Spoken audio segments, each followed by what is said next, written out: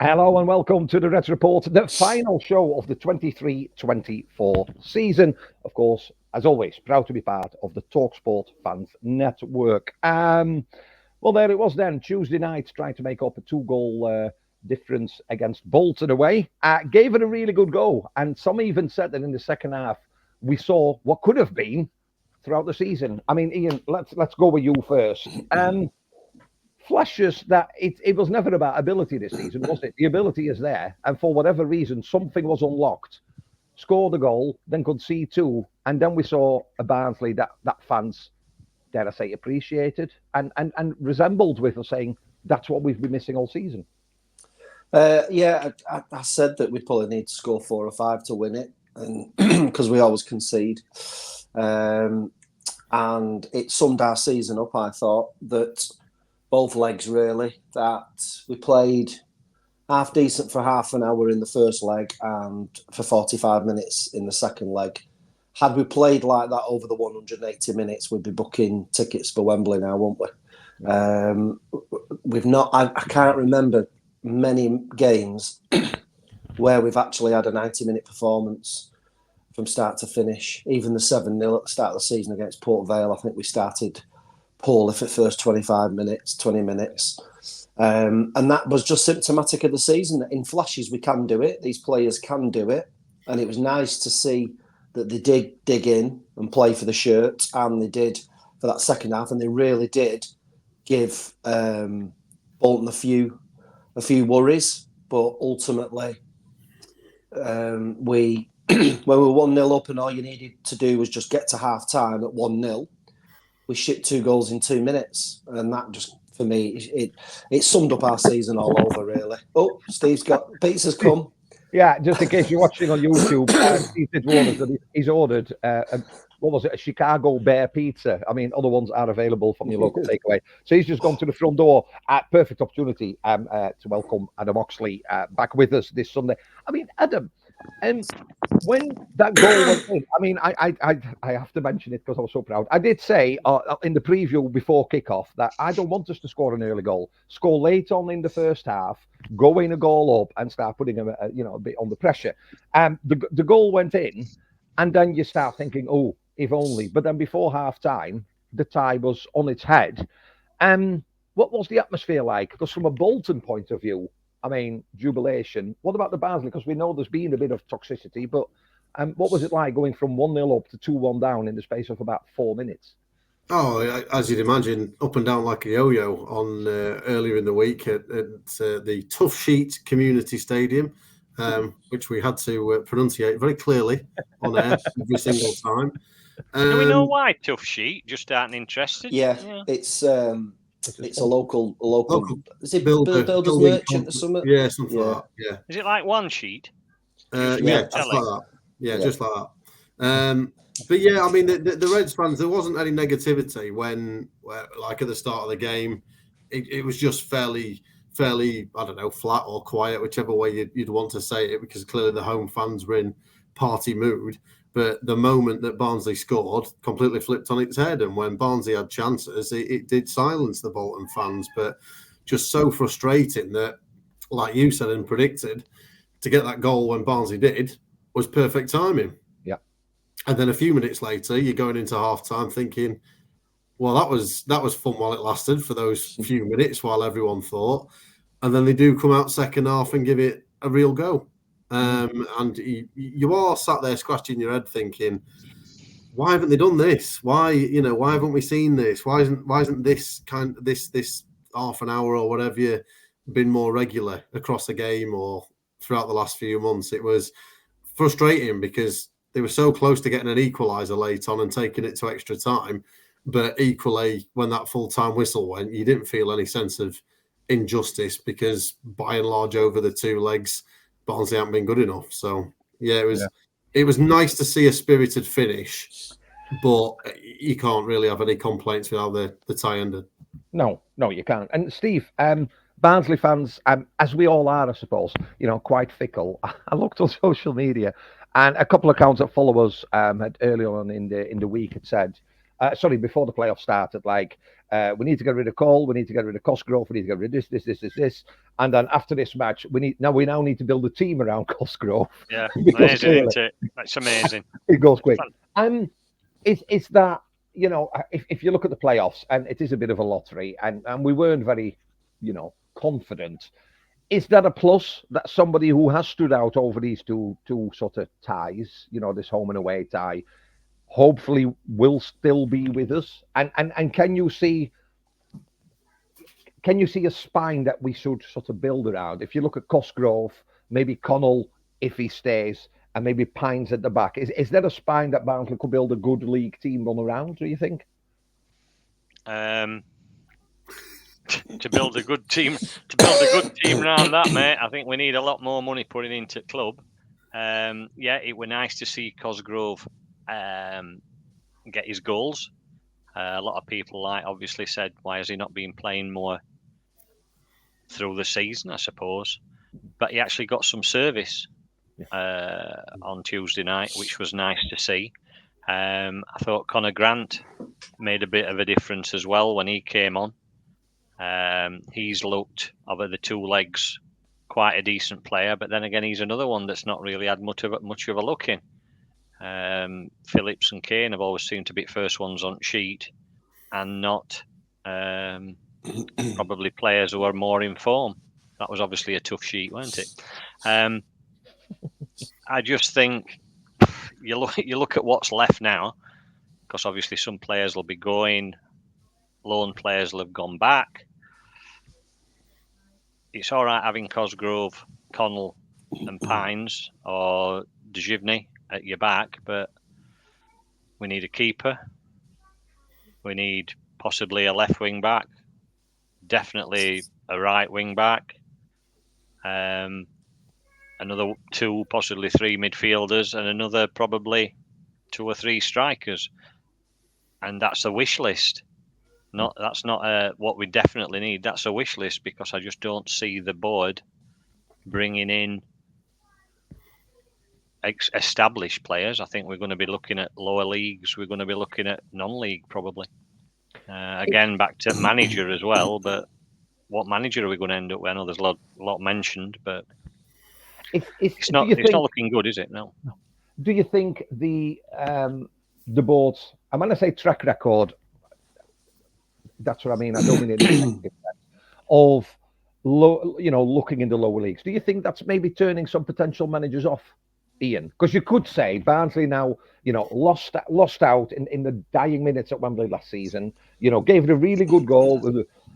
You'd think, wouldn't you, that because again there'll be an exodus. If we were to get League One ready players, you put yourself in a really good light to really go and attack it next season. It'd be a stronger league, but we'll talk about that in a bit. If you see who's coming down, you see who's coming up, because you talk about Stockport, you talk about Wrexham. I mean, they've got that, well, especially Wrexham, they've got that momentum. They're going to be difficult away days and difficult days at Oakwell.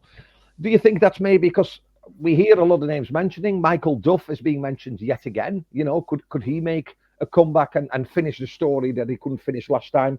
Or do you think maybe, once bitten, twice shy, and if he knows he's not maybe going to get the players he needs, he's not going to sign the dotted line? Well, it's the old saying, isn't it, that you should never go back. But I don't know. I'd take him back in a heartbeat, if I'm honest. The structure's changed, hasn't it? And we've got a new CEO, a new director of football. Yep. You'd like to think that might now, that regime. Obviously, it's not. Coaches, managers don't tend to recruit, do they? Have we got that cat back on again? Is the cat making somebody feed cat, for God's sake? Has it got my pizza? This is problem, my bloody pizza, that cat. We've only just got back. I mean, kids are upstairs with Gemma, and cat's coming through going, "Sort me!" Yeah, so a cat out. Then get my pizza ready, bloody hell. Downstairs, pizza.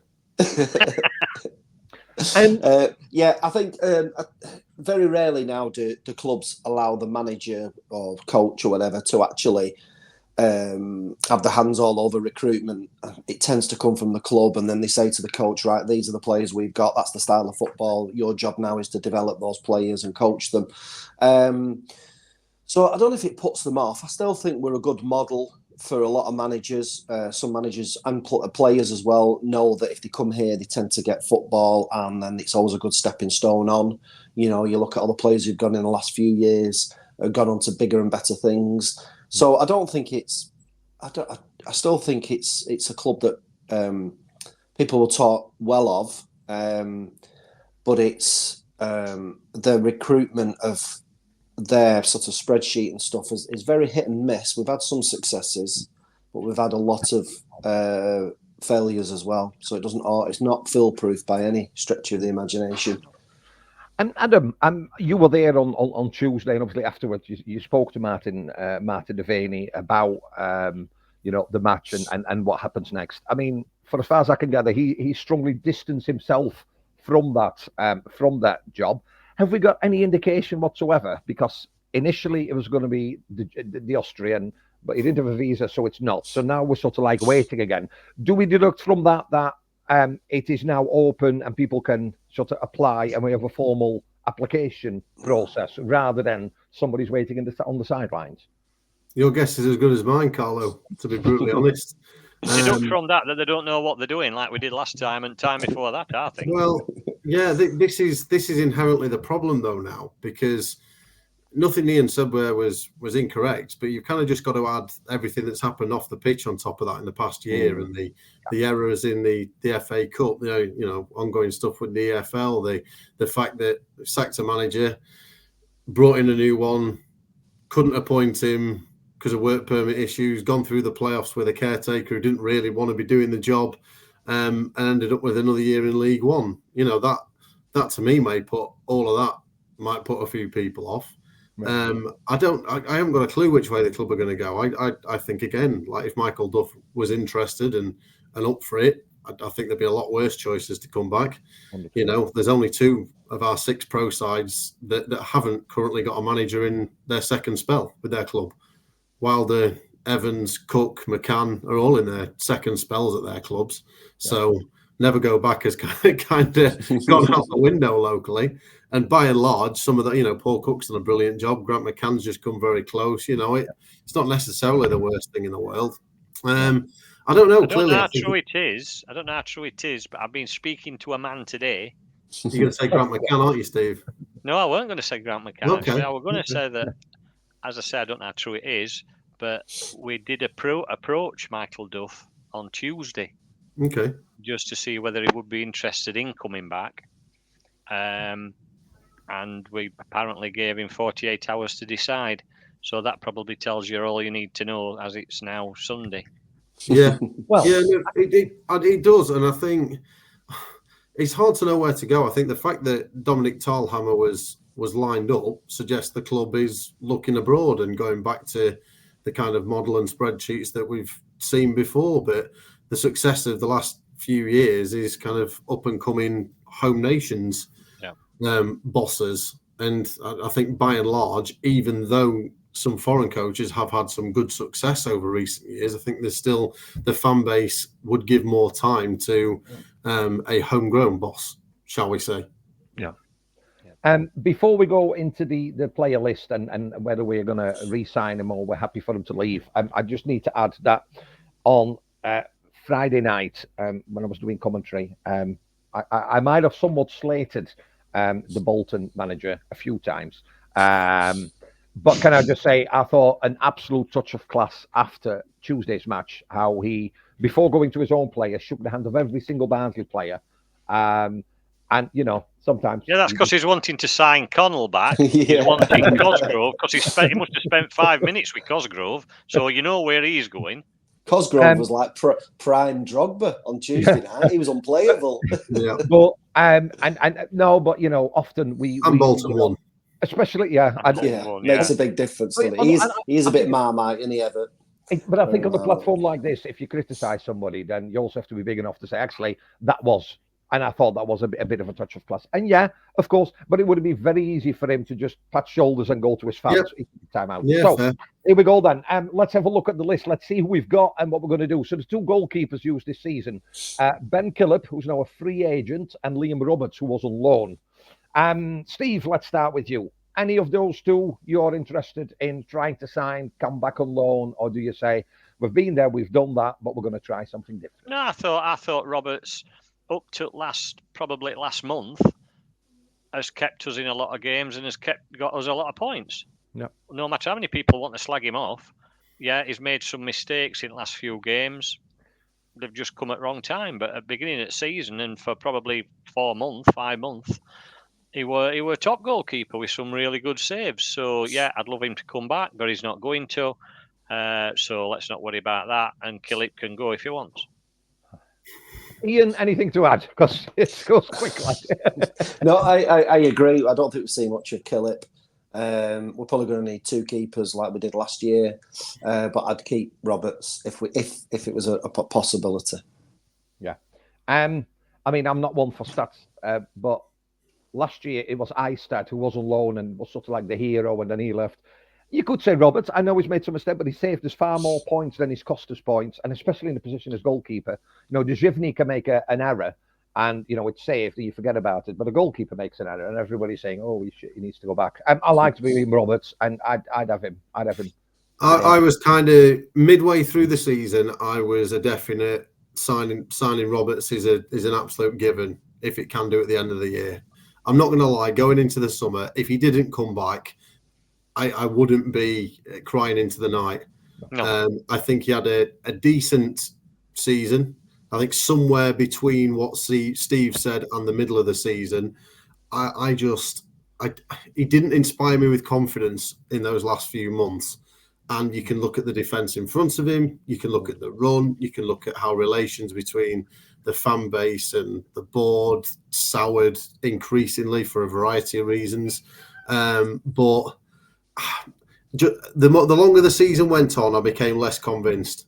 I do think there's a decent keeper in there, and in the right team, he wouldn't be the worst signing. But equally, again, I'm no longer you've got to sign him. I'm not in that camp anymore.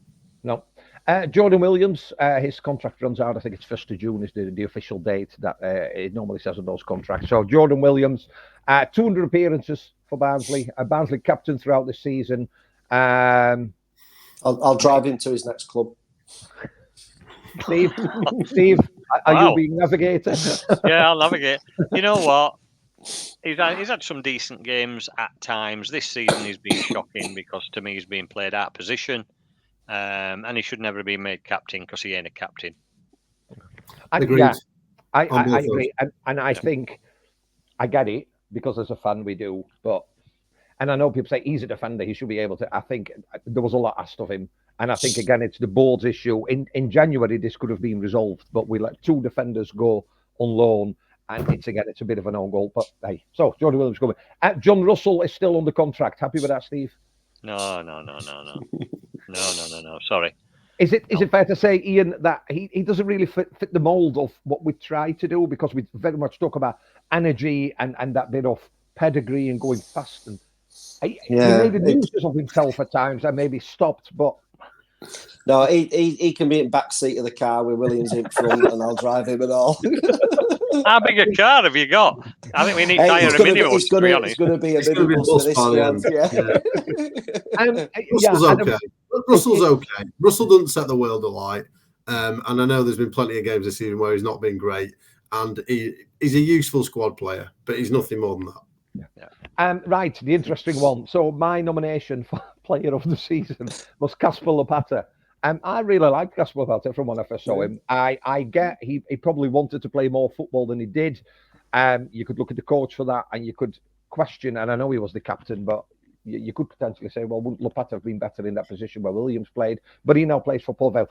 He is still a Barnsley player. Ian, let's start with you. Are we recalling him and giving him regular football next season? I would, yeah. I'd bring him and Shepherd back into the fold. I think he can. We're going to need cover. We don't know whether Pines is going to be one of these players that's going to be injury prone or not. I like Lopata when he started the season. I was surprised he went out on loan. So yeah, for me, I'd welcome him back. All right, Steve. Yeah, no, got to keep them both. Got to get them back involved with squad, along with I never get it right. Nathan James, the youngster, not Nathan Jones. He's the one that's gone so long in it. Yeah, I always got it wrong. I end up singing it in my head, but there you go. I was amazed. I was amazed when Lapata was let out. Oh, Because I crazy. genuinely thought, Crazy. when he got that shoulder injury at Northampton, because I was there, that up to that point, I thought he was having a decent season. And I thought he was impressing me more than I thought. And then suddenly, finishing the season with, you know, a back line that wasn't inspiring confidence, I'd have had Lapata in there in a heartbeat. So, yeah, I'd have him back. I think, and I'd give him another crack for me. That'd be my back three for next season, to be honest. I want to say Pines, De Gevigné and Lapata at the back. Looks. Yeah, and Earl on left. Yeah. Right. We're not going to go through the ones on contract. So the next one who's a free agent, Nicky Cadden. Ian, what we're doing? I'd keep Cadden. I think he's probably the best crosser of the ball in the squad. We know he's not great defensively, so I would have him further up the pitch where he does tend to try and impact the game and make an impact in the game. I'd be ashamed if Cadden went in my book. Steve? Yeah, I think Cadden, like Ian says, he's not particularly a very good defender, and he gets caught out a hell of a lot, and he got, you know, his pace or lack of pace when he's defending, he's got caught out many, many times. But going forward, taking a player on and actually getting a ball into the box or having a shot has been excellent. So no, I'd keep Cadden if we can. Adam, should we buy him a little Illuminous yellow vest? Because plenty of times, and I'm sure you'll have seen it as well when you're on commentary for the BBC, he is in acres of space. Steve referred on last week's episode that often he's at the Asda at Old Mill Lane with nobody around him, but we still don't play the ball to him. A bit of a disservice, do you think? Because he came with the track record of one of the best crossers and you know, in League One. Can't deny the heart that he's got, because he is probably the only one that when we've been beaten or we've not played well, that he's angry with himself. It matters to him. He is one you need a Nicky Cadden in your squad, don't you? Or am I just... Yeah, no, I think absolutely. The last few months, everybody's underperformed, and he was no different. Look at Blackpool, he couldn't cross for toffee, which was very Nicky Cadden-like. I like the guy. I like him on interview. I think over the last 2 seasons, he's been a fairly consistent performer, barring, like I said, the last few months where everyone's been off it. And as a fully paid up member of the left back union, as a left we are second-class citizens anyway in football. And people always go down the right rather than the left. So I'd get him a bib. I'd get him a neon sign. Whatever he needs, flashy light to get more of the ball. Trust your left footers more, guys. That's all I can say. I agree. Right, we're not going to spend too long on the next one because I think we know what's going to come, and for obvious reasons, I'm going to Ian first. Herbert Kane is a free agent. Ian, Mr. Anonymous on Tuesday night. In our biggest game of the season, he never showed up, and that kind of summed him up really in his time at Barnsley. Potentially a player in there, but we've rarely seen it. And then Grant come off the bench in both games and outshone him for the short time he was on the pitch. So, although I'd miss his interviews with Adam. We love that. I think we should sign him up just to do the interviews. How come you didn't talk to him on Tuesday night, Adam? I thought you might have had a word. Great shame. I'd have loved to. I'll tell you why. Because you were already halfway down M6. That's why. Probably. Steve, I'm going to ask you as well. In your answer, can you please refer to one good season at Donny? Because it'll look brilliant on the highlight reel later in the season. Go on. Herbie Kane had really one good season at Donny. And that's what I think he's built his career on, because he's been bloody garbage. No, we've had no consistency from him. Yeah, there's obviously a player in there, but he's never really shown it on a consistent level for us. He'd have an absolutely amazing game and do all sorts of stuff. No fans, fickle fans would be, best player we've ever had. And then for the next 5 games, he'd do bugger all. And this season, I think it definitely has something to do with the fact that we didn't sell him at the beginning of the season when Bristol City wanted him and he didn't go and we didn't let him go, or whatever, for whatever reason. I think he's played with lip on all season. And he's not only let us down, he's let himself down. And I just don't know where he's going to go from here, because there's no chatter anywhere about him going to any big clubs or out like that. Or, where is he going to end up? Because he's not played himself into another club. No. Adam, I mean, that interview I think made a lot of people realise that maybe it was about mindset. I remember you mentioning was it about Connell coming back, and he kept referring back. One word answers. Yeah. Who's been the best to interview out of this lot that we've had, the team this season? Because I know, listen, after 7-0 home victory in the first day of the season, 7-1, whatever it was, of course they all want to go, and it's the beginning of the season. But when you travel and you get beat, when you're at home and things are difficult, who's impressed you from a sort of like a media or a maturity point of view when they face you after the match? Well, unfortunately, the one that's impressed me the most from that perspective is now gone back to his parent club in John McAtee. I think he's been fantastic to interview and was my Barnsley player of the season. If preempted anything maybe later, well, that's my answer to that one. But equally, I thought Cosgrove spoke really well on Tuesday night. Hasn't had the opportunities that he might have thought as maybe trying something a bit different. People like Liam Roberts, I think, spoke well. I always enjoyed speaking to Liam Roberts and Earl when he came in. So there are people in the squad that that are decent talkers, but at the end of the day, I don't think there's not a huge amount of personalities in there. Huge personalities that you kind of run to. But yeah, I was impressed with McAtee, and I think I'll be very interested to see where he ends up next year and how his career progresses from here, because I think Barnsley's been fantastic for him, and likewise him for Barnsley. Yeah. Josh Benson, Sam Cosgrove. We're not going to go through the whole squad because tea's coming soon and Steve's waiting for his pizza. So Corey O'Keefe, Benny Cotter, Fabio Giallo are all on the contract. Josh Benson and Cosgrove are. Connor Grant. Now, weird, isn't it? Joined in January, not really seen that much of him, but I suppose when it really mattered, he got a chance and he took it. Somebody you'd like to take a punt on, Steve? Yeah, I would like to take a punt on him. When he first came, there were a bit of chatter from MK Dons fans saying, "Thank God he's gone. He's garbage, etc., etc." Which really gets the juices flowing for a new player coming in, doesn't it? So we really enjoyed watching that. But yeah, it were an odd one that brought him in, and then never played him. He's not really had a very much of a look in, and when he has had a chance, he's taken it with both hands, which is what you want to see from a player. When you get that chance, show us what you can do. And I think last 2 or 3 games, he really has shown that there is actually a bit of a player in there. So yeah, I'd take a punt on him. Right. Ian? Yeah, I think with MK Don's not coming up now, there's a chance that he probably, if Barnsley said to him, "Do you want to stay in League One with us?" I'm sure he'd probably jump at it. So it's probably quite doable. But yeah, I thought he. Everybody sort of said Cosgrove changed the game in both. Well, certainly the first leg, the subs. But I thought Grant should take a lot of plaudits as well. So yeah, it'd be interesting. We're going to have a space in midfield, aren't we? Because Kane's going, so maybe it's a straightforward. Yeah, but won't Styles be coming back? That'll be a good interview. We're going to talk about him in a minute. Hold on. Oh, have I been premature again? All of a screen. Right, next, 2 free agents. Their contracts are expiring in a couple of days. The first one, top scorer this season, so we all want him to stay. Devante Cole, Steve. See you later. What do you mean boot? He's in boot. Yeah.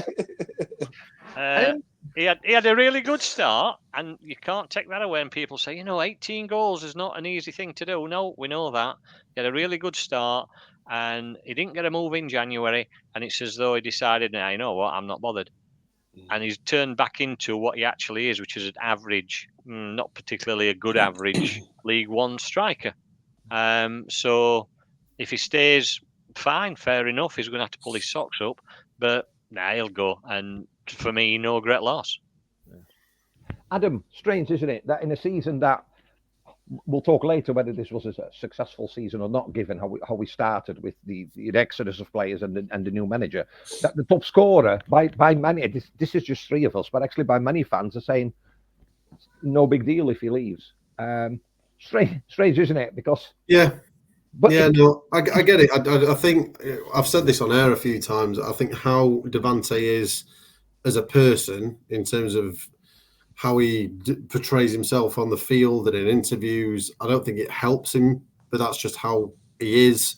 Yeah. I think from that perspective, fans have struggled to connect with him because he's not the chest beating kind of guy, but it doesn't mean he doesn't care, but he just doesn't display it in a way that I think supporters naturally want.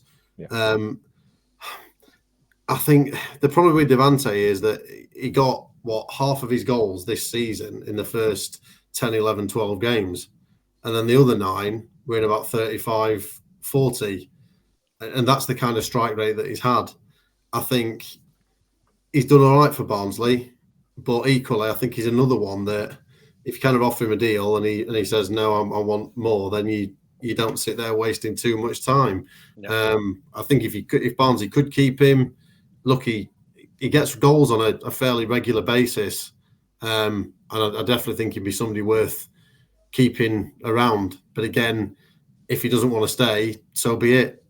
If there's an opportunity to move on and get someone else, and Devante can go and try his luck somewhere else and do what hundreds of other Barnsley players have done in the past and thought they can get better, and it's proved that they haven't, then good luck. Yeah. We will make it really short, but we have to have a word. Adam mentioned him earlier about John McAtee. For me, the outstanding. Sometimes you get lone players in and they go unnoticed. They don't really. He took and I know he's from this side of the woods anyway, but he took the town to heart. He worked his socks off. He gave his last ounce of energy in every match that he played. Might have, some people say, could have maybe scored more, but I think in a season where things weren't always going well, the effort was always there. Is that fair to say, Steve? Oh yeah, definitely. It was definitely a breath of fresh air. He had something that we've not had at Barnsley for a while, and that's pace. He wasn't scared to get stuck in. Some of his sliding challenges were at times a delight to watch, but at other times you thought, Christ, if he connects, he's going to either break somebody's leg or else he's going to be in bottom row at stand. But it is, like you say, sometimes you get lone players in, like McAtee, who you in a way do fall in love with and wish they'd stay, knowing full well that they won't. And then obviously other end of the spectrum were Josh Martin last season, who you couldn't wait to get shut on, and you hope you never see him again. I had to get that one in. I mentioned Josh Martin for over nearly 12 months, so I just thought I'd mention that's why him. the listening figures keep going up, because we've stopped mentioning him now. There you go, you see. Ian, John McAtee, somebody said to me when I was talking to him on Friday, reminded him, although a different position on the pitch, but in energy and everything else, a little bit of Hamill. He's got that pace to get away from somebody. He's not afraid to sort of like get stuck in. I mean, Steve's just said it then.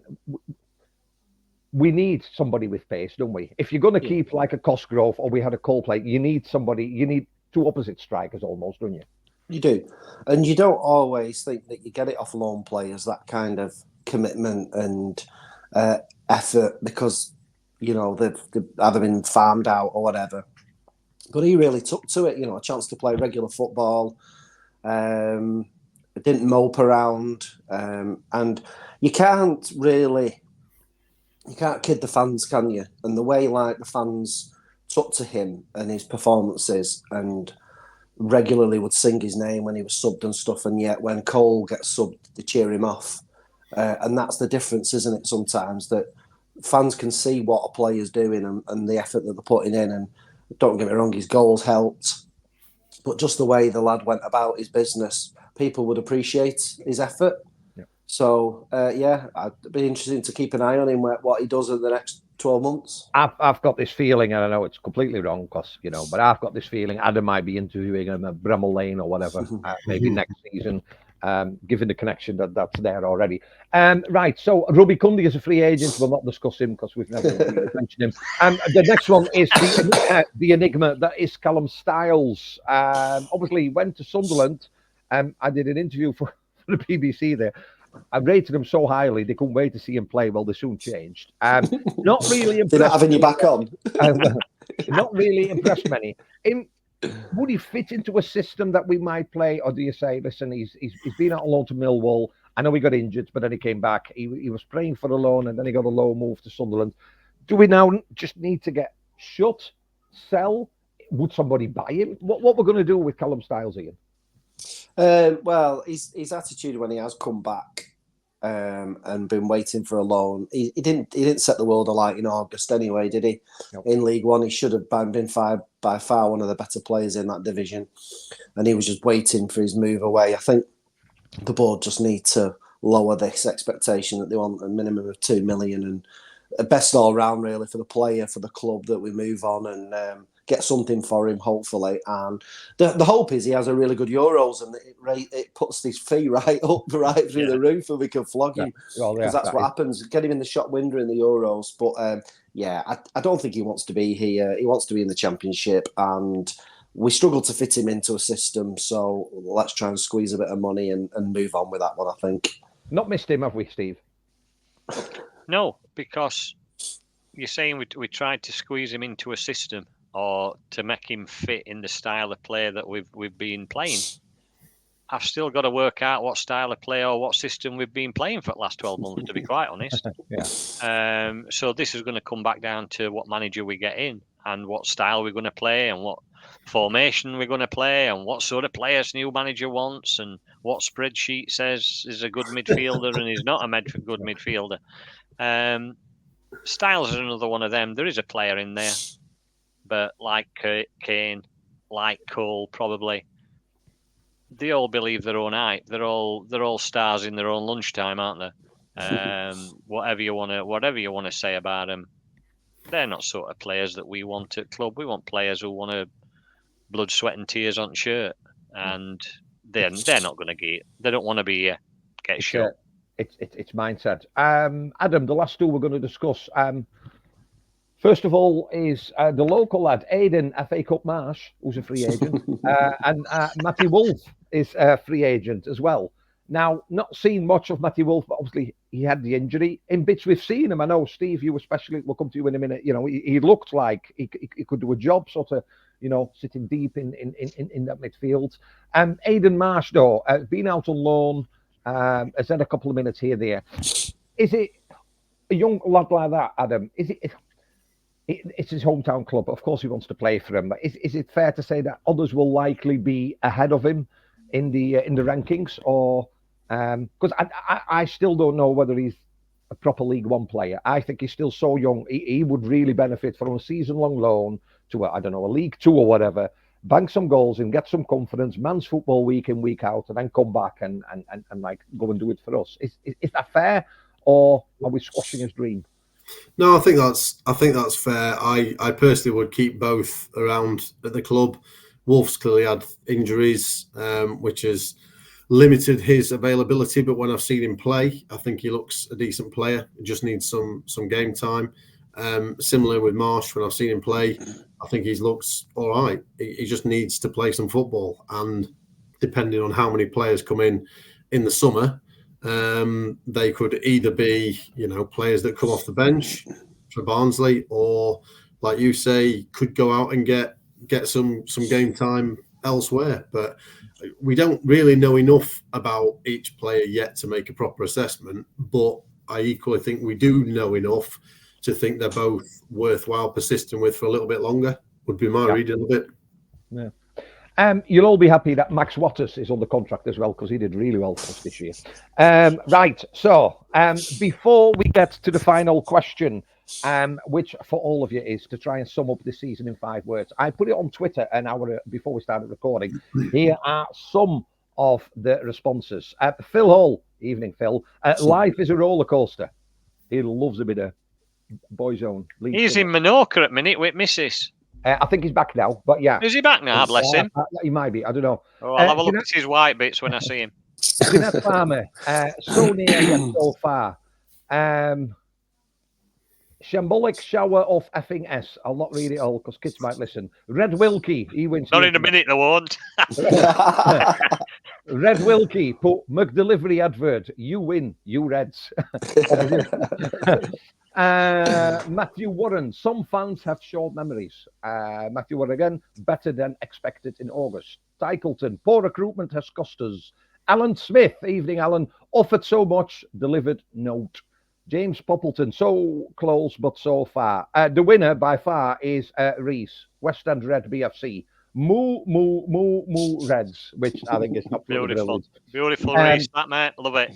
Joe Love it. Nantyke, we need a better captain. Andy Robbins should have been much better. And Gareth J, bring back Michael Duff, please. They're all just some of the suggestions that came in via social media. So, in a season full of ups and downs, a season where we got to the playoffs, but then narrowly missed out after thinking we were out of it after the first tie, to be fair.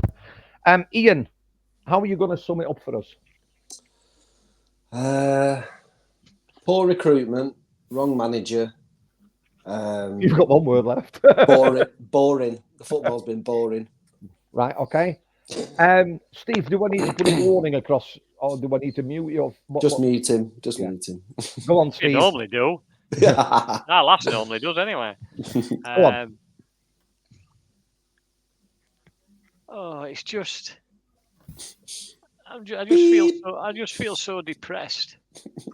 I feel just so disenchanted. I just feel so depressed. Yeah, there you go. Cheers. I'm glad you can count, Adam, because them two can't. It's just been such a disappointment. People have paid good money to be entertained, and we have not been entertained this season. And some of them players should be ashamed that they've taken a wage for putting that shite on pitch. Simple as that. Is that 5 words? Yeah, well, we'll put it in 5. Run out of fingers, Steve. Adam, I know you care about everywhere where you commentate, but from sort of like that BBC point of view, you've been to matches home away. You were there on Tuesday. I've seen you often enough at Oakwell. How do you look back on a season like this, and what are the learning points? If you want to go one better, we've tried it twice now. We got further last year than this year, but we've tried it twice. What needs to change? Oof, good questions. My 5 words would be own goal and missed opportunity. I think, again, there was everything there this year, really, for Barnsley to try and go up. I don't think Neil Collins was backed enough. I don't think the players turned up enough. I don't think the fans stuck with the team enough. I don't think the board made the right decisions throughout the season and have made numerous screw-ups, shall we say, could have used other language, that have brought negative attention onto Barnsley this season. And I think everybody now needs to take a step back and take a look at themselves, because we haven't heard really from the new chief exec. We haven't heard from the new sporting director. The last time we heard from the chairman was around mid-season. We did a piece with Andy, I think, from our perspective. The club doesn't have a boss at the minute. The club doesn't have half of its squad. And at the moment, we had an interesting discussion about this in the office this week, because my default is always with Barnsley. I still think, even if it is a weird summer and there's some decisions that you don't agree with, that they'll still be there in and around it next season, pushing for a playoff place, and you'd hope that. But that might not be the case. You know, there's no cast iron guarantees. Like Rotherham coming down, all their fans just think, oh, last 3 times we've been in League One, we've come straight back up. It's going to be a piece of cake. Well, it don't work like that. Look at Charlton and how many years they're taking to get back. Look at Portsmouth. They had a great year this year, but they've been in the wilderness for years. Look at Wigan. Look at whoever. Sheffield United were down there for 5 or 6 years. Look, there's so many examples of clubs that are down there. And I think because, like, say, Barnsley and Rotherham have been yo-yoing for a number of years, there's just, I think within the fan base, there's kind of that automatic expectation that next year is just going to be another promotion campaign. And I don't think it necessarily is that. And at the minute, it's impossible to say, because we don't know who the boss is. We don't know who the players are going to be. We don't know how much backing they're going to get.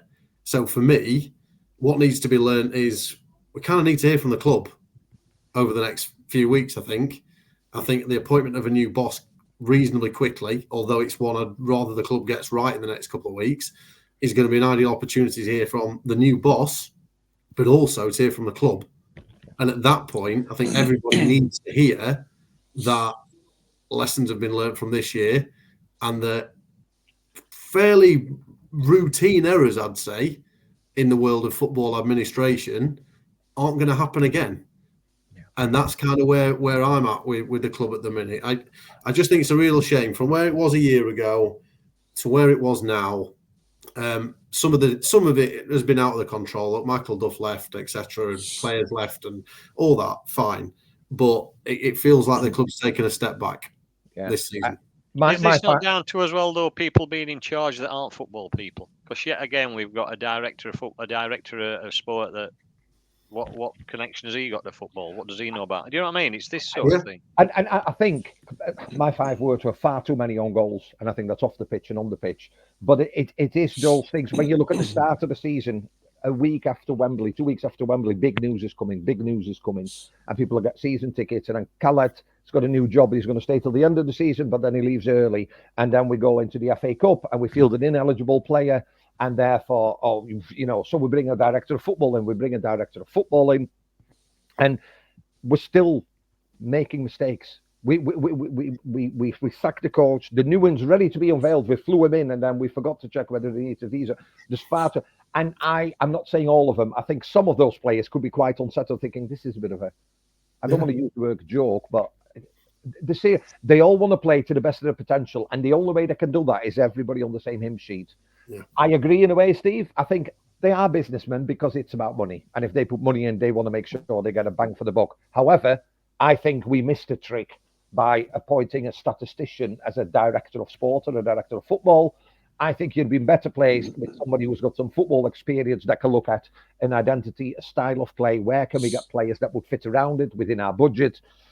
But that sounds like almost like maybe too easy. I don't know. Listen, football it's a game of opinions. It's a game of opinions. I'm not going to ask you where we finish next season. We do know that the league looks on paper, and I think a lot tougher than what this season. I think we've missed an opportunity this season by not going up.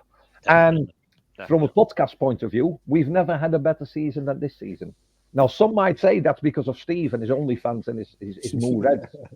Some say it's the you inside. Take my shirt off now. You can if you want. Some say it's because of Ian's insights that he brings week in, week out.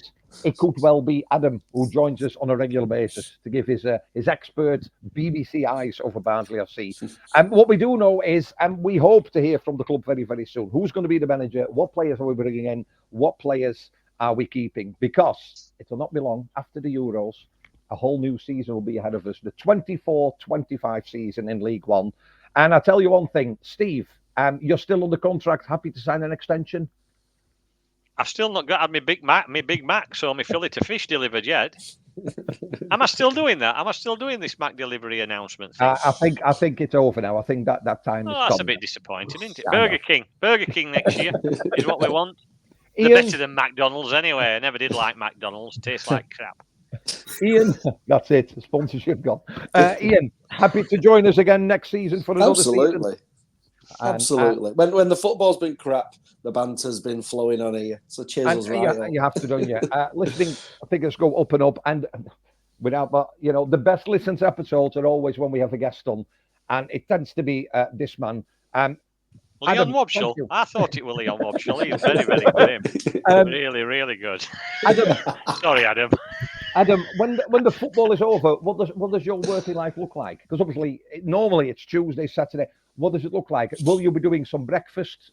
Do you get to go into other things as well, or are you going to be sat in the garden and watching the Euros? Well, there'll be plenty of Euros watching. Thankfully, we'll morph into a sports show as opposed to just a football show, a bit of music and that. But you take the time. Look, there's only 2 months in the year when you get to take a bit of leave and everything else, really. So a bit of that. I will say, and I'll plug it, we are doing a live show at the City Hall. I've seen it. On the 31st of May. Is it Terry and June? Is it? With Steve Bracknell. And tickets are free. And the response since we announced this has been ridiculous, by the way. There's hundreds of tickets have gone already. So if people want to come free, it'll be me, Andy, and Rob making absolute fools of ourselves with Steve Bracknell making you laugh. And that's the 31st of May at the City Hall, the live show as part of the Crosswise Podcast Festival. So we're going to fill the next few weeks with worrying how we're going to fill 2 hours on the stage at the City Hall. Then I'm going to go on holiday to Cornwall. Then we'll have a couple of weeks, and then pre-season will start, and we'll do it all again. Why not? Are you taking Cat? Yeah, why not? Yeah, on stage. Yeah. Adam, joking aside, thank you very much. I mean, today you travelled back from North Yorkshire. You literally walked in. The cat's not being fed, and we started recording 45 minutes ago. Go and feed the cat. Thank you very much again for joining us. We will be in contact with you in a couple of weeks when we get the sponsor money in, and then you can decide where that's going, because that will continue obviously throughout the summer all the way to December. But this is it. This was the last Reds report for this season. Don't breathe a sigh of relief, because we will be back. I've ended already. Hopefully. Well, yeah. That's if Talk Sport wants us. Football is a game about opinion, so be kind to each other. And don't forget, you Reds